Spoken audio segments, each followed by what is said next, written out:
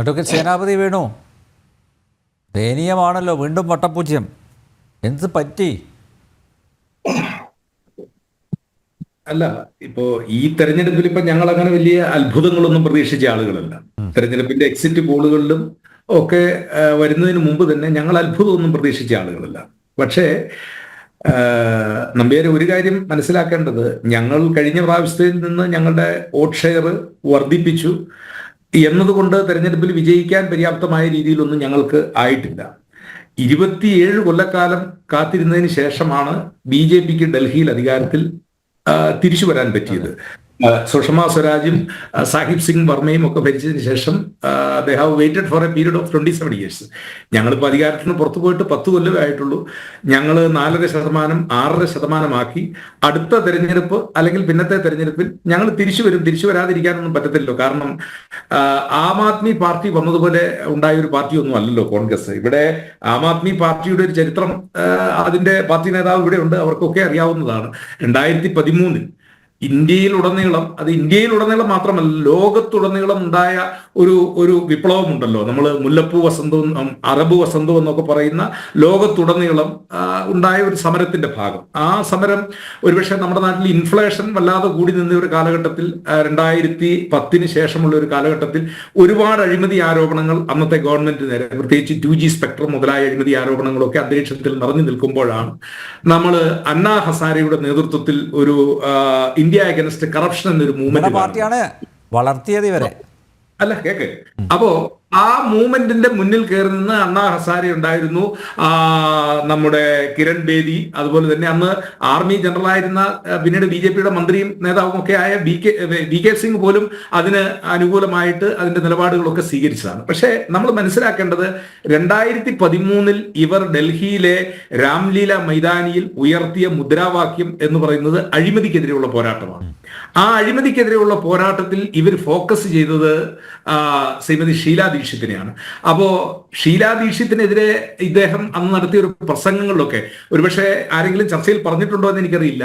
എന്റെ കയ്യിൽ 300-ലധികം രേഖകൾ, ഷീല ദീക്ഷിത്തിന്റെ അഴിമതിയെ സംബന്ധിച്ചുള്ള രേഖകൾ എന്റെ കയ്യിലുണ്ട് എന്നാണ് ഇദ്ദേഹം പ്രസംഗവുമായിട്ട് നടന്നത്. അവസാനം ഇദ്ദേഹം അധികാരത്തിൽ വന്നതിന് ശേഷം അന്നത്തെ BJPയുടെ അവിടുത്തെ പ്രസിഡന്റ്, എനിക്ക് തോന്നുന്നു അദ്ദേഹത്തിന്റെ പേര് VK മൽഹോത്ര എന്നാണ്, സബ്ജക്ട് ടു കറക്ഷൻ. അപ്പൊ ഈ VK മൽഹോത്ര ഒരു ദിവസം അവിചാരിതമായിട്ട് ഇദ്ദേഹത്തെ കണ്ടു കഴിഞ്ഞപ്പോൾ അദ്ദേഹത്തോട് ചോദിച്ചു, ഇങ്ങനെ ഷീല ദീക്ഷിത്തിനെതിരെയുള്ള താങ്കളുടെ ഈ അഴിമതിയുടെ രേഖകൾ അതൊന്ന് പുറത്തുവിടാവോ, തരാമോ എന്ന് ചോദിച്ചു കഴിഞ്ഞപ്പോൾ ഡൽഹിയിൽ നിന്നിറങ്ങുന്ന കുറെ പത്രങ്ങളുടെ പത്രക്കട്ടികകളാണ് ഇദ്ദേഹം കൊടുത്തത്. എന്ന് പറഞ്ഞാൽ അതിനുശേഷം 10 കൊല്ലക്കാലം ഇദ്ദേഹം ഭരണം നടത്തിയിട്ടും ഷീല ദീക്ഷിത്തിനെതിരെ ഏതെങ്കിലും ഒരു അഴിമതി ആരോപണം തെളിയിക്കുന്നതിനോ അല്ലെങ്കിൽ ഒരു അഴിമതി ആരോപണത്തെ കുറിച്ച് വ്യക്തമായ ഒരു രേഖ പുറത്തുവിടുന്നതിനോ കഴിഞ്ഞില്ല എന്നുള്ളതാണ്. അഴിമതി ആരോപണങ്ങൾ ഒരുപാട് ഉയർത്തി. ഇന്ന് നമ്മൾ മനസ്സിലാക്കേണ്ട ഒരു കാര്യം, ഇന്ന് ഷിർദിയിൽ നിന്ന് ഡ്യൂപ്ലിക്കേറ്റ് ഗാന്ധി അണ്ണാ ഹസാരെയുടെ ഒരു പ്രസ്താവന ഉണ്ടായിരുന്നു. ഈ അണ്ണാ ഹസാരെയും കിരൺ ബേദിയും ഇവരെല്ലാമായിരുന്നല്ലോ അന്ന്. അധിക്ഷേപിക്കാതെ അല്ല, കേക്ക്. പിന്നെ അല്ലാതെ ഇവരെയൊക്കെ എന്താ വിചാരിക്കുന്നത്? ഇപ്പോ ലോക്പാൽ പാസ്സാക്കിയില്ല എങ്കിൽ ഞാൻ ഇപ്പോൾ ആത്മഹത്യ ചെയ്യുമെന്ന് പറഞ്ഞായിരുന്നല്ലോ അദ്ദേഹത്തിന്റെ സമരം. ഇപ്പൊ എന്തേ ലോക്പാലിനെ കുറിച്ചൊക്കെ അദ്ദേഹം സംസാരിക്കാം, അത് പിന്നീട് വിഷയം. ഞാൻ പറഞ്ഞതിൽ എന്തെങ്കിലും അപാകത ഉണ്ടെങ്കിൽ സോറി. അപ്പോ ഇന്ന് അദ്ദേഹം പറഞ്ഞ ഒരു പ്രസ്താവന എന്താണ്? അരവിന്ദ് കെജ്രിവാള് പൈസ കാ ലാലച്ച് എന്ന് പറഞ്ഞാൽ പണത്തിന്റെ എന്താ പറഞ്ഞ ദുരാഗ്രഹം. എപ്പോൾ ഇദ്ദേഹം പണത്തിന്റെ ദുരാഗ്രഹത്തിലേക്ക് പോയോ അപ്പോൾ ഇദ്ദേഹത്തിന് വഴിചുറ്റി എന്നുള്ളതാണ്. ഇവിടെ നമ്മൾ മനസ്സിലാക്കേണ്ടത്, അഴിമതിക്കെതിരെയുള്ള പോരാട്ടത്തിൽ വന്ന ഒരു പാർട്ടി, ആ പാർട്ടിയുടെ മുഖ്യമന്ത്രിയും ഉപമുഖ്യമന്ത്രിയും അല്ലെങ്കിൽ ഒന്നിലധികം നേതാക്കൾ അഴിമതിയുടെ പേരിൽ ജയിലിലേക്ക് പോയി എന്നുള്ളതാണ്. ഇപ്പൊ നമുക്ക് EDയെ കുറ്റം പറയാം, അല്ലെങ്കിൽ അന്വേഷണ ഏജൻസിയെ കുറ്റം പറയാം. ആ അന്വേഷണ ഏജൻസികളും EDയും പറഞ്ഞത് ഡൽഹിയിലെ ജനങ്ങൾ ഏറ്റെടുത്തു എന്നുള്ളത് കൊണ്ടല്ലേ. മുഖ്യമന്ത്രി ഇനിയിപ്പോ എന്ത് പ്രതിസന്ധികൾ ഉണ്ടായാലും 3000-ലധികം വോട്ടുകളുടെ കുറവിൽ ഇതിനെ നയിച്ചയാള് അല്ലെങ്കിൽ ക്യാപ്റ്റൻ തന്നെ വീണു എന്ന് പറയുമ്പോൾ, 4000 വോട്ടിന്റെ കുറവിൽ വീണു എന്ന് പറയുമ്പോൾ ഇവർ നടത്തിയ അഴിമതിക്കെതിരെയുള്ള പോരാട്ടം, ആ അഴിമതിക്കെതിരെയുള്ള പോരാട്ടം ഇവർക്ക് അഴിമതി നടത്താൻ വേണ്ടിയുള്ള മറയായിരുന്നു എന്ന് ഡൽഹിയിലെ ജനങ്ങൾക്ക് ബോധ്യപ്പെട്ടു കഴിഞ്ഞിരിക്കുന്നു. അത് തന്നെ ഞാൻ പറയുന്നു, 200 യൂണിറ്റ് വൈദ്യുതിയും 10,000 ലിറ്റർ വെള്ളവും കൊടുത്തുകൊണ്ട് ഏറെ കാലമൊന്നും ജനങ്ങളെ കബളിപ്പിക്കാൻ കഴിയില്ല എന്ന് ഡൽഹിയിലെ ജനങ്ങൾ അവരത് തെളിയിച്ചു കൊടുത്തിരിക്കുന്നു. ആ തെളിയിക്കലിന്റെ ഭാഗമാണ് ഇപ്പോൾ നടന്നിരിക്കുന്ന ഈ തെരഞ്ഞെടുപ്പ് വിധി എന്നുള്ളതാണ്. പിന്നെ നിങ്ങൾ ചോദിക്കും കോൺഗ്രസിന് ഒന്നും കിട്ടിയില്ലോ. സ്വാഭാവികമാണ്. ഞങ്ങൾക്ക് ഇപ്പൊ കിട്ടിയിരിക്കുന്ന വോട്ട് എന്ന് പറയുന്നത് ഞങ്ങളുടെ പൊളിറ്റിക്കൽ വോട്ടാണ്. എന്ന് പറഞ്ഞാൽ ഞങ്ങൾ അങ്ങനെ കേഡർ പാർട്ടിയല്ല. പക്ഷെ കോൺഗ്രസിന് സ്ഥിരമായിട്ട് വോട്ട് ചെയ്യുന്ന ആളുകളും ഞങ്ങളുടെ പാർട്ടി അനുഭാവികളുടെ ആളുകളുടെ വോട്ടേ മാത്രമേ ഞങ്ങൾക്ക് കിട്ടിയുള്ളൂ. ഞങ്ങൾക്ക് ഈ തെരഞ്ഞെടുപ്പിൽ നിഷ്പക്ഷമതികളായ ആളുകളും പ്രിയങ്കയും അങ്ങനെയൊന്നല്ല പറഞ്ഞത്. അല്ല, കേൾക്കൂ. ഞങ്ങൾക്ക് നിഷ്പക്ഷമതികളായ ആളുകളുടെ വോട്ട് ഇപ്പൊ കിട്ടിയില്ല. കാരണം എന്താ? ഞങ്ങൾ അധികാരത്തിൽ വരില്ല എന്ന ആളുകൾക്ക് ബോധ്യമുണ്ട്. പക്ഷെ 5 കൊല്ലോടെ കഴിയുമ്പോഴത്തേക്കും സ്ഥിതിവിശേഷം മാറും. ഞങ്ങൾ അതോടൊന്ന് പറഞ്ഞേ, എങ്ങനെ മാറും സ്ഥിതിവിശേഷം? രാഷ്ട്രീയത്തിൽ അങ്ങനെ എല്ലാ കാലഘട്ടത്തിലും സ്ഥിതിവിശേഷങ്ങൾ മാറുകയല്ലേ. 303-ൽ നിന്ന് 240-ലേക്ക് എത്തി. അടുത്ത തെരഞ്ഞെടുപ്പ് വരുമ്പോൾ 140-ലേക്ക് പോകുമെന്നുള്ള കാര്യത്തിൽ തർക്കമില്ല എന്നേ. അപ്പൊ അത് സാഹചര്യമല്ലേ, രാഷ്ട്രീയ സാഹചര്യം. ഞങ്ങൾ നിരന്തരമായി പ്രവർത്തന രംഗത്തുണ്ട്. ഇത് ആം ആദ്മി പാർട്ടി എന്ന് പറയുന്നത് അതൊക്കെ നമ്മൾ അതിനകത്ത് പറയുന്നത് എന്താ, ഏതെങ്കിലും ഒരു പ്രത്യയശാസ്ത്രത്തിന്റെയോ അതല്ലെങ്കിൽ ഏതെങ്കിലും ഒരു തത്വശാസ്ത്രത്തിന്റെയോ ഒക്കെ അടിസ്ഥാനത്തിൽ രൂപം കൊണ്ട ഒരു പാർട്ടിയാണ്. ഇപ്പൊ ഉദാഹരണത്തിന് ഒറ്റ കാര്യം ചോദിച്ചോട്ടെ, നിങ്ങളുടെ പാർട്ടിയും ഇവരെ സപ്പോർട്ട് ചെയ്തില്ലേ? നിങ്ങൾ ഒരുമിച്ച് മത്സരിച്ചില്ലേ? എവിടെ? അവിടെ ഡൽഹിയില്. അല്ലല്ല, ഡൽഹിയിൽ ഞങ്ങളും അവരും വ്യത്യസ്തമായിട്ടല്ലേ മത്സരിച്ചത്. ഇപ്പോഴല്ല കാര്യം, ലോക്സഭാ ഇലക്ഷനിൽ നിങ്ങൾ കൈയും ചേർത്ത് പിടിച്ചല്ലേ മത്സരിച്ചത്? അല്ല, അത് ഞാൻ പറഞ്ഞല്ലോ, ലോക്സഭ അല്ല, കേൾക്കോ, അതിനുള്ള മറുപടി പരാതി കൊടുത്തത് മദ്യനയ അഴിമതി കേസ്. അല്ല, ഇന്ത്യ മുന്നണി എന്ന് പറയുന്നത് അതൊരു തെരഞ്ഞെടുപ്പ് സഖ്യമാണ്. അതിലെ കക്ഷികൾ സംസ്ഥാനങ്ങളിൽ പരസ്പരമായി മത്സരിക്കുന്ന കക്ഷികൾ അല്ല എന്ന് പറയാൻ പറ്റുമോ? കേരളത്തിൽ CPM-ഉം CPI-യും ഇന്ത്യ സഖ്യത്തിന്റെ ഭാഗമായിട്ടുണ്ട്. ഞങ്ങൾ ഒന്നിച്ചാണോ തെരഞ്ഞെടുപ്പിൽ മത്സരിക്കുന്നത്? ബംഗാളിൽ മുമ്പല്ലേ സ്ഥിതിവിശേഷം അതല്ലേ മാറിയിട്ടുണ്ട് എന്നുള്ളത് ശരിയാണ്. ഡൽഹിയിൽ അവരുടെ ശക്തി തെളിയിക്കാനായിട്ട് മത്സരിക്കുന്നു, ഞങ്ങൾ ഞങ്ങളുടെ ശക്തി തെളിയിക്കാനായിട്ട് മത്സരിക്കുന്നു. ഇന്ത്യ സഖ്യം എന്ന് പറയുന്നത് വിവിധ ഐഡിയോളജിയിൽ പ്രവർത്തിക്കുന്ന പാർട്ടികളുടെ ഒരു കോർഡിനേഷനാണ്. അത് തെരഞ്ഞെടുപ്പിന് ദേശീയ തലത്തിലുള്ള തെരഞ്ഞെടുപ്പുകൾ ഞങ്ങൾ വിട്ടുവീഴ്ചയുടെ ഭാഗമായിട്ട് നിൽക്കുന്നു, തെരഞ്ഞെടുപ്പിൽ മത്സരിക്കുന്നു. അതൊരിക്കലും സംസ്ഥാനങ്ങളിൽ നടക്കുന്ന തെരഞ്ഞെടുപ്പുകളിൽ അതിനെ അങ്ങനെ കാണേണ്ടതായിട്ടില്ല. എന്തുകൊണ്ടാണ് ആം ആദ്മി പാർട്ടി ഞങ്ങളൊരു 10-20 സീറ്റുകൾ ചോദിച്ചു, പ്രധാന പ്രതിപക്ഷ പാർട്ടി മാത്രമല്ല ഇന്ത്യ മുന്നണിയെ നയിക്കുന്ന പാർട്ടി, ഇന്ദ്രപ്രസ്ഥത്തിൽ ഒന്ന് ആലോചിച്ച് നോക്കൂ അഡ്വക്കേറ്റ് സേനാപതി വേണു, ഒരാള് പോലും ഇല്ല നിങ്ങൾക്ക്. ഞാൻ ചോദിക്കട്ടെ, അതൊന്നും 2 തവണയല്ല, 3ാമത്തെ തവണ. അല്ല, ആയിക്കോട്ടെ, ഞാൻ പറഞ്ഞല്ലോ 10 കൊല്ലം നിങ്ങൾ മാറ്റം വരുത്താൻ പോകുന്നത്. ഇനി അടുത്ത 5 വർഷത്തിനുള്ളിൽ വിപ്ലവം ഉണ്ടാക്കുന്നത്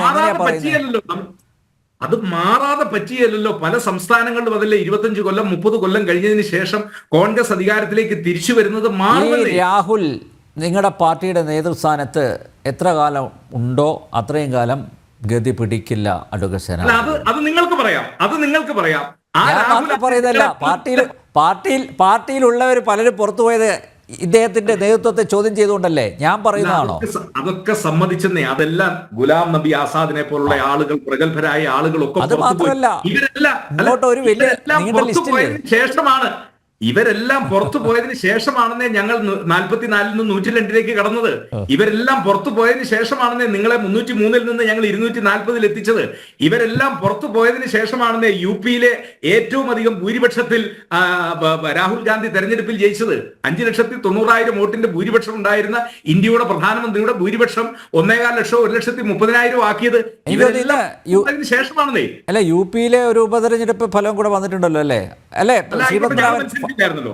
ഫൈസാബാദ് അല്ലേ? ഞങ്ങൾ വലിയ വിജയല്ലേ അത്? ഞങ്ങൾ മത്സരിച്ചില്ലായിരുന്നല്ലോ. ആ ഉപതെരഞ്ഞെടുപ്പിൽ ഞങ്ങളുടെ സ്ഥാനാർത്ഥി ഇല്ലായിരുന്നു, ഞങ്ങൾ മത്സര രംഗത്തില്ലായിരുന്നു. അപ്പൊ പിന്നെ ഇതിനെക്കുറിച്ച് ഞങ്ങൾ എന്തിനാ കൂടുതൽ വേവലാതിപ്പെടേണ്ട കാര്യം? ഞങ്ങൾ പറയുന്നത് ഒരു തെരഞ്ഞെടുപ്പിൽ ഞങ്ങൾ പരാജയപ്പെട്ടു എന്നതുകൊണ്ട് ഞങ്ങളെ അങ്ങനെ സ്ഥിരമായിട്ട് എഴുതിത്തള്ളാനോ അല്ലെങ്കിൽ ഒരു തെരഞ്ഞെടുപ്പിൽ ഞങ്ങൾ പിന്നോക്കം പോയതുകൊണ്ട് ഞങ്ങൾ എന്നേക്കുമായിട്ട് രാഷ്ട്രീയത്തിൽ അവസാനിക്കുന്ന ഒരു പാർട്ടിയല്ല. ഞങ്ങൾ ഡൽഹിയിൽ തിരിച്ചു വരും. BJPക്ക് അധികാരത്തിൽ തിരിച്ചു വരാൻ 28 കൊല്ലം വേണ്ടി വന്നു. ഞങ്ങൾ 10, അടുത്ത 5, 15 കൊല്ലം. അഡ്വക്കേറ്റ് സേനാപതിയാണ് ഒറ്റ കാര്യം. ഇപ്പോൾ താങ്കൾ പറഞ്ഞു 44-ൽ നിന്ന് 102-ലേക്കൊക്കെ നിങ്ങൾ വളർന്നു എന്നൊക്കെ പറഞ്ഞു.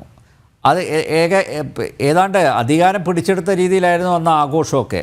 അതായത് വീണ്ടും UPA അധികാരത്തിലെത്തി എന്ന രീതിയിലായിരുന്നല്ലോ അന്ന് ആഘോഷിച്ചത്, അർമാദിച്ചത്. അപ്പം നോക്കൂ, അതിൻ്റെ നിങ്ങൾക്ക് വലിയ കോൺഫിഡൻസ് നൽകിയ വിജയമായിരുന്നു. പക്ഷേ അതിൻ്റെ ഒരു പ്രതിഫലനം എന്തുകൊണ്ട് ഡൽഹിയിൽ ഉണ്ടായില്ല? അല്ല, ഞാൻ പറഞ്ഞല്ലോ, ഡൽഹിയിൽ ഞങ്ങൾ അങ്ങനെ ഒരു അത്ഭുതമൊന്നും പ്രതീക്ഷിച്ച പാർട്ടിയല്ല. ഞങ്ങളൊരു 3 സീറ്റിൽ ഏകദേശം നേതാക്കന്മാർ അങ്ങനെയല്ല പറഞ്ഞത്. രാഹുലും പ്രിയങ്ക അങ്ങനെയല്ല പറഞ്ഞത്. ഒരു തെരഞ്ഞെടുപ്പിൽ രാഷ്ട്രീയ പാർട്ടി മത്സരിക്കുമ്പോൾ ഒരു തെരഞ്ഞെടുപ്പിൽ രാഷ്ട്രീയ പാർട്ടി മത്സരിക്കുമ്പോൾ ഞങ്ങൾ വിജയത്തിന് വേണ്ടിയും വിജയിക്കാൻ വേണ്ടി മാത്രമാണ്. ഞങ്ങൾ രാഷ്ട്രീയ യാഥാർത്ഥ്യത്തെ കണ്ടില്ല എന്ന് നടിക്കുന്നവരല്ല.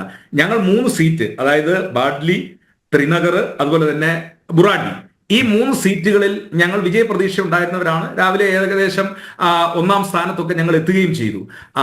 ഞങ്ങൾ അവിടെ ഈ തെരഞ്ഞെടുപ്പിൽ അധികാരത്തിൽ വരുമെന്നുള്ള ഒരു പ്രതീക്ഷയൊന്നും വെച്ചല്ല ഞങ്ങൾ ഉണ്ടായിരുന്നത്. പക്ഷെ ഞങ്ങളുടെ വോട്ട് ഷെയർ അത് 4% നിന്ന് 6% വർദ്ധിപ്പിക്കാൻ ഞങ്ങൾക്ക് കഴിഞ്ഞു. അടുത്ത 5 കൊല്ലക്കാലം കൊണ്ട് ഞങ്ങൾക്ക് ഡൽഹിയിൽ അധികാരത്തിൽ തിരിച്ചെത്താനുള്ള രാഷ്ട്രീയ പ്രവർത്തനങ്ങളും രാഷ്ട്രീയ തന്ത്രങ്ങളുമായിട്ടാണ് ഞങ്ങൾ മുന്നോട്ട് പോകുന്നത്. അത് ഞങ്ങൾ മുന്നോട്ട് പോയിക്കൊണ്ടിരിക്കും. അതിന് രാഹുൽ ഗാന്ധി നേതൃത്വം കൊടുക്കും, അല്ലെങ്കിൽ പ്രിയങ്ക ഗാന്ധി നേതൃത്വം കൊടുക്കും. ആര് കോൺഗ്രസിന്റെ നേതൃത്വ രംഗത്തേക്ക് വരുന്നു അവർ നേതൃത്വം കൊടുക്കും. ആ കാര്യത്തിൽ ഒന്നും തർക്കമില്ല. ഒരു തെരഞ്ഞെടുപ്പിൽ തോറ്റു എന്നുള്ളത് കൊണ്ട് ഞങ്ങൾ അങ്ങനെ സമ്പൂർണ്ണമായി ഇന്ത്യയിൽ അവസാനിച്ചു എന്ന് ഒരാളും എഴുതി തള്ളേണ്ട കാര്യമില്ല. അങ്ങനെ എഴുതി തള്ളിയാൽ പുറത്തോട്ട് പോകുന്ന ഒരു പാർട്ടിയുമല്ല എന്നുള്ള കാര്യമാണ് ഞാൻ ആദ്യഘട്ടത്തിൽ ഈ ചർച്ചയിൽ ഓർമ്മപ്പെടുത്തിയത്.